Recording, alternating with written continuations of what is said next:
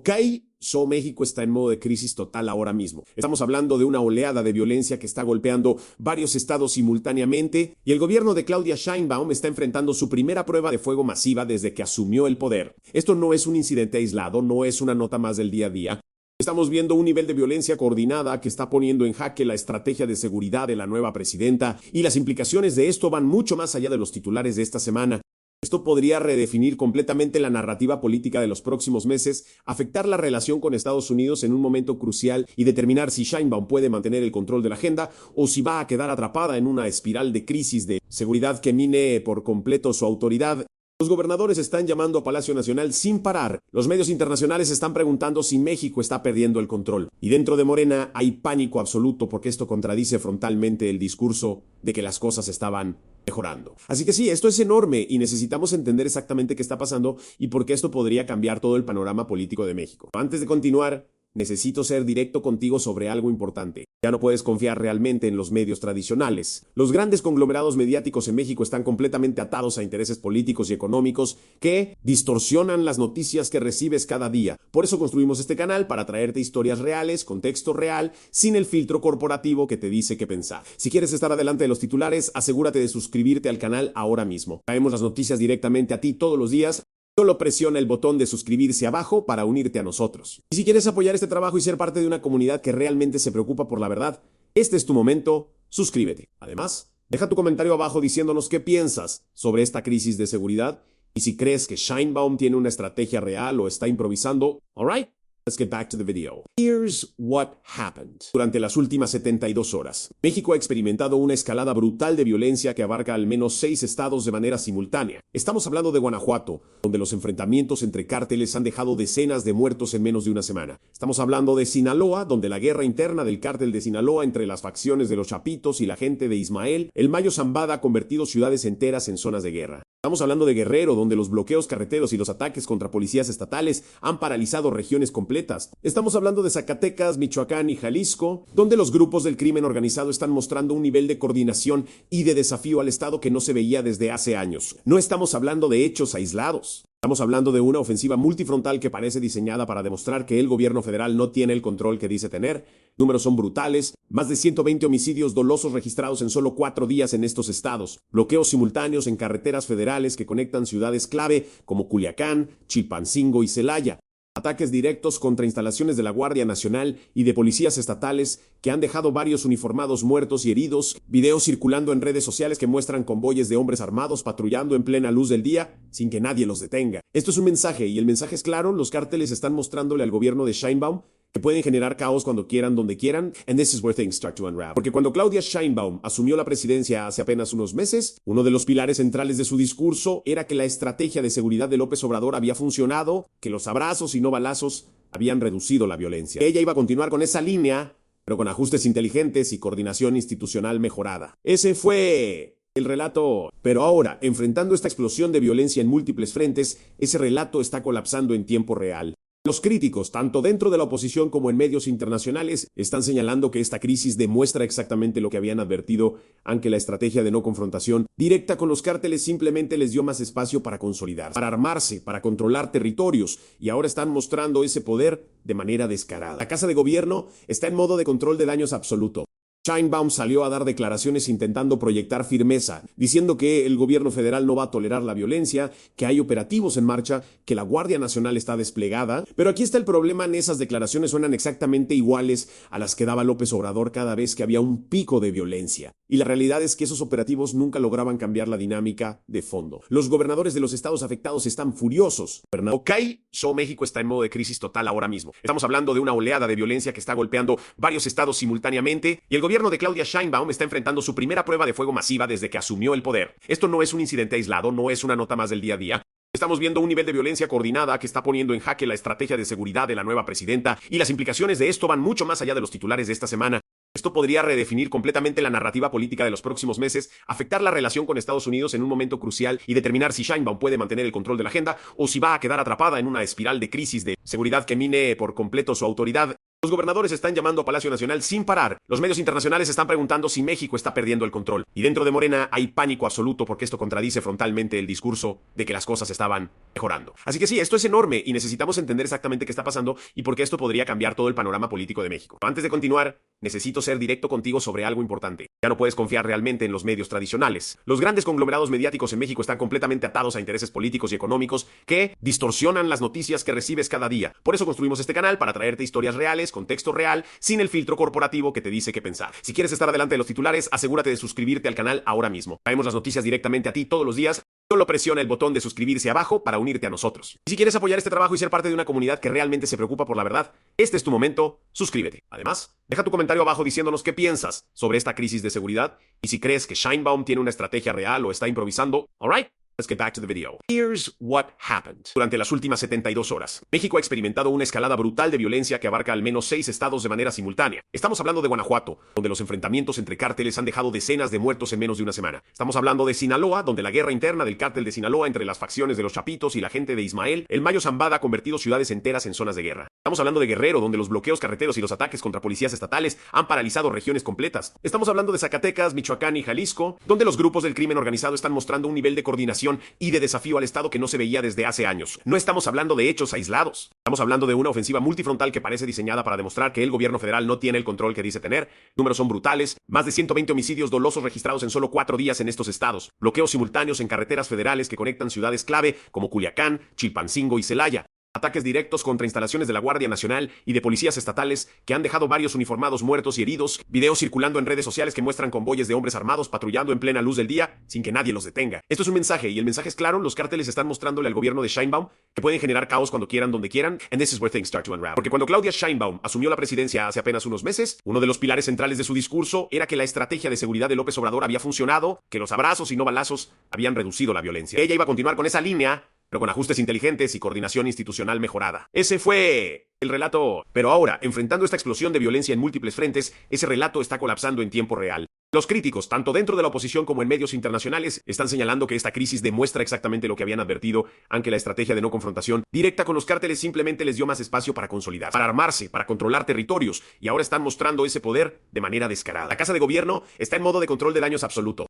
Sheinbaum salió a dar declaraciones intentando proyectar firmeza, diciendo que el gobierno federal no va a tolerar la violencia, que hay operativos en marcha, que la Guardia Nacional está desplegada. Pero aquí está el problema, en esas declaraciones suenan exactamente iguales a las que daba López Obrador cada vez que había un pico de violencia. Y la realidad es que esos operativos nunca lograban cambiar la dinámica de fondo. Los gobernadores de los estados afectados están furiosos. Gobernadores de Morena, del mismo partido que Sheinbaum, están llamando a la Ciudad de México exigiendo apoyo federal inmediato, recursos, más elementos de la Guardia Nacional, estrategias claras. Porque ellos están en el terreno, ellos están viendo cómo sus policías estatales son superados en armamento y en número. Ellos están recibiendo las llamadas de alcaldes aterrorizados. Y ellos saben que si esto no se controla rápido, van a ser ellos los que paguen el costo político en las elecciones intermedias del próximo año. It gets worse, porque esto no está sucediendo en un vacío político. Estamos a menos de 18 meses de las elecciones intermedias de 2026, donde se renovará toda la Cámara de Diputados y parte del Senado. Y para Morena, mantener la mayoría calificada que tienen ahora es absolutamente crítico para poder seguir impulsando las reformas que quieren. Pero si la narrativa dominante de aquí a esas elecciones es que el país está fuera de control, que la violencia se disparó bajo Sheinbaum, que las promesas de seguridad fueron mentira, entonces Morena va a enfrentar un desastre electoral. La oposición ya está aprovechando esto. El PAN, el PRI, Movimiento Ciudadano, todos están saliendo con declaraciones,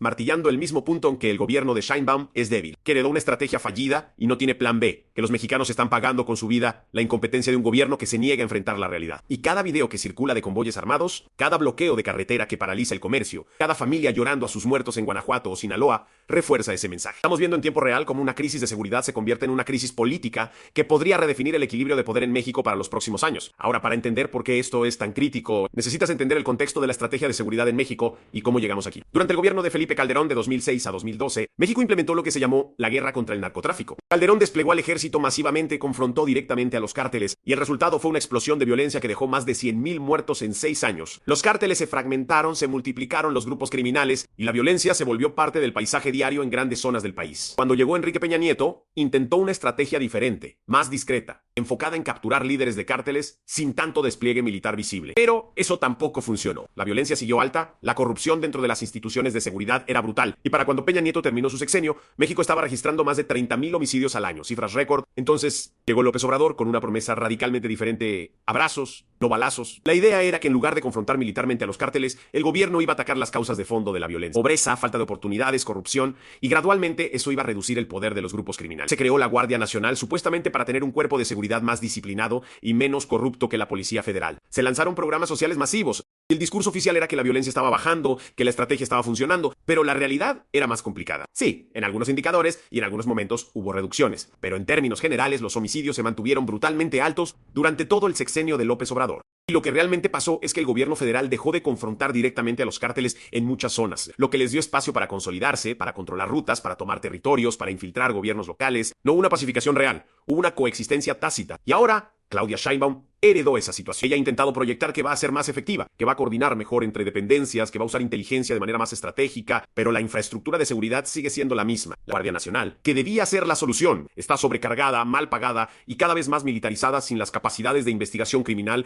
que realmente se necesitan. Las fiscalías estatales siguen débiles, con tasas de impunidad superiores al 90% en homicidios. Y los cárteles han tenido años para armarse, para reclutar, para establecer redes. Así que cuando ves esta explosión de violencia en 6 estados al mismo tiempo, no es algo que surgió de la noche a la mañana. Es el resultado acumulado de años de una estrategia que básicamente apostó a que si no confrontabas a los cárteles, eventualmente se calmarían solos. Y lo que estamos viendo ahora es que eso no funciona. Los cárteles no se calman, se alecen. Y cuando hay disputas internas, como la guerra en Sinaloa entre las facciones del cártel de Sinaloa, o cuando hay territorios en disputa, como en Guanajuato entre el cártel Jalisco Nueva Generación y grupos locales, la violencia explota. El Estado no tiene la capacidad de contenerla. Okay, let's break down what this actually means. First, understand that esto no es solo un problema de seguridad pública, es un problema de gobernabilidad. Cuando los cárteles pueden bloquear carreteras federales durante horas sin que nadie los detenga. Cuando pueden atacar instalaciones de la Guardia Nacional y seguir operando. Cuando pueden grabar videos amenazando abiertamente y subirlos a redes sin consecuencias. Lo que están demostrando es que en vastas zonas del país, el Estado mexicano simplemente no tiene el monopolio de la violencia. Y eso es catastrófico para cualquier gobierno, porque si no puedes garantizar la seguridad básica, si no puedes mantener abiertas las rutas comerciales, si no puedes proteger a tus propios elementos de seguridad,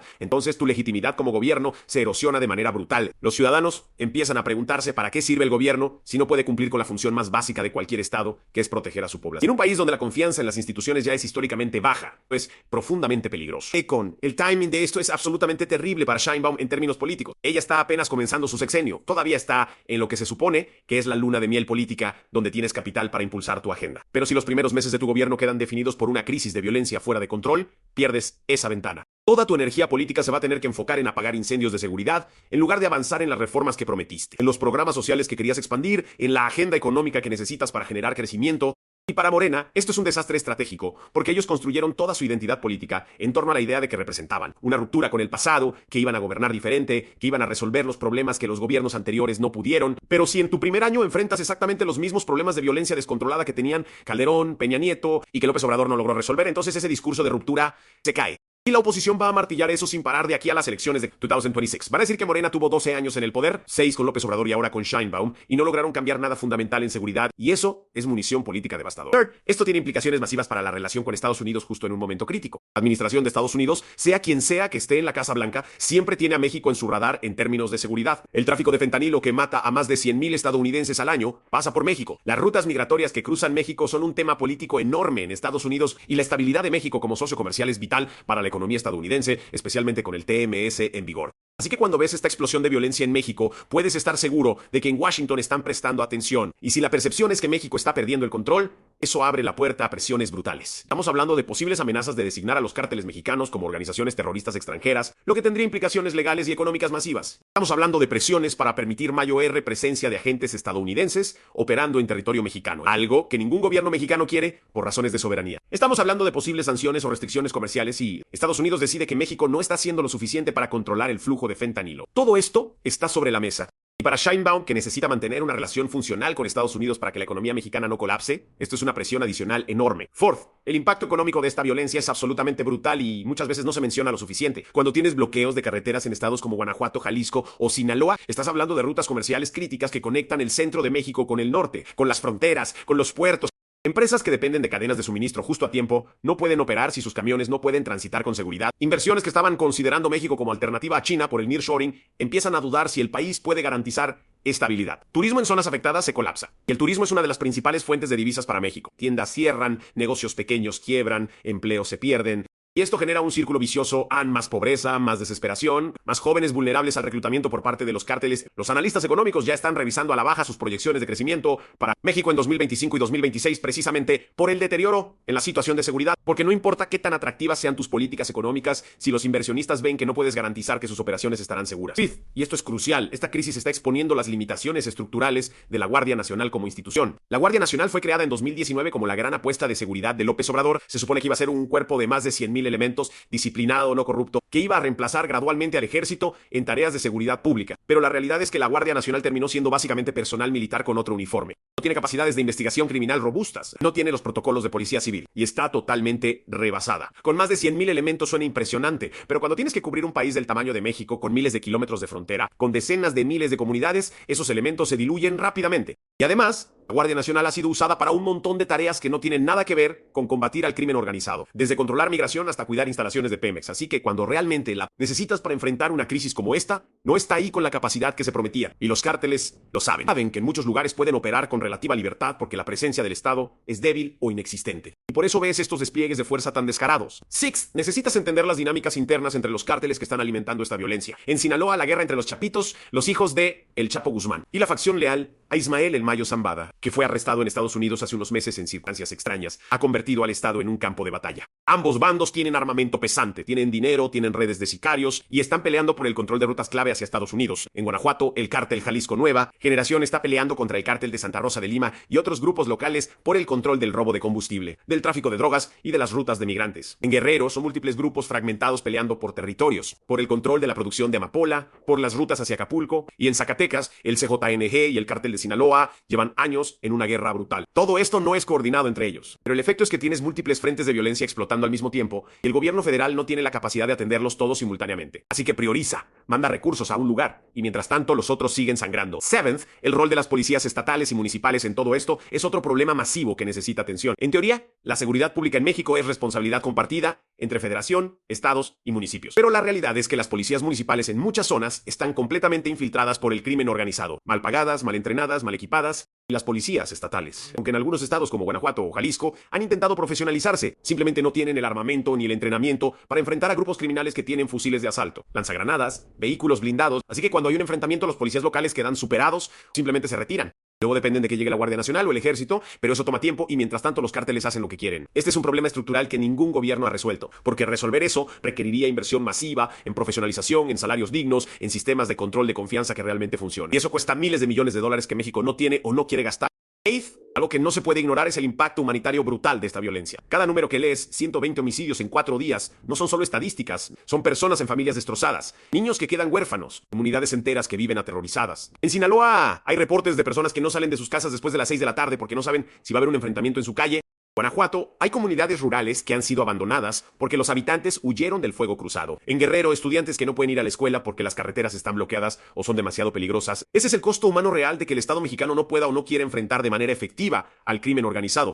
Este costo lo pagan los más vulnerables. Las personas que no tienen los recursos para mudarse, para mandar a sus hijos a escuelas privadas, para contratar seguridad privada, ellos quedan atrapados en medio de una guerra que no pidieron y que el gobierno no está ganando. Ninth, el tema de la narrativa pública y de cómo el gobierno maneja la comunicación en esta crisis es crítico. Sheinbaum ha intentado proyectar control. Ha dado conferencias de prensa diciendo que hay estrategia, que hay coordinación, que se están desplegando recursos, pero el problema es que las imágenes que circulan en redes sociales, los videos de convoyes armados, los testimonios de personas aterrorizadas, contradicen completamente ese discurso oficial. Y en la era de las redes sociales no puedes controlar la narrativa de la manera en que lo hacían gobiernos anteriores. La información fluye, los videos se viralizan y si lo que la gente ve con sus propios ojos contradice lo que el gobierno está diciendo, la credibilidad del gobierno se desploma. López Obrador tenía la ventaja de sus conferencias mañaneras diarias, donde él controlaba la narrativa durante 2 horas cada día. Sheinbaum no ha adoptado ese mismo formato de manera tan intensiva y eso significa que tiene menos herramientas para moldear la percepción pública. Y la oposición y los críticos están llenando ese vacío con su propia narrativa, que es el gobierno está perdiendo el control, México está en caos y Sheinbaum no tiene respuestas. Y finalmente Definitivamente en esta sección de análisis necesitas pensar en los escenarios que vienen, porque esta crisis no se va a resolver en días o semanas. En el mejor escenario, el gobierno federal logra desplegar suficientes recursos en los estados más afectados, logra contener los enfrentamientos más graves y la violencia baja a niveles más manejables en las próximas semanas. Pero incluso en ese escenario, el daño político ya está hecho. La narrativa de que el gobierno de Sheinbaum enfrentó una crisis de violencia mayor en sus primeros meses ya está establecida y eso va a perseguirla. En un escenario intermedio, la violencia sigue alta de manera fluctuante, con picos y valles, sin que haya una tendencia clara de mejora. Eso sería desgastante políticamente y económicamente, porque mantendría la incertidumbre, espantaría inversiones y daría munición constante a la oposición. En el peor escenario, la violencia escala aún más, se extiende a más estados y tienes una situación donde grandes zonas del país están efectivamente fuera del control del gobierno federal.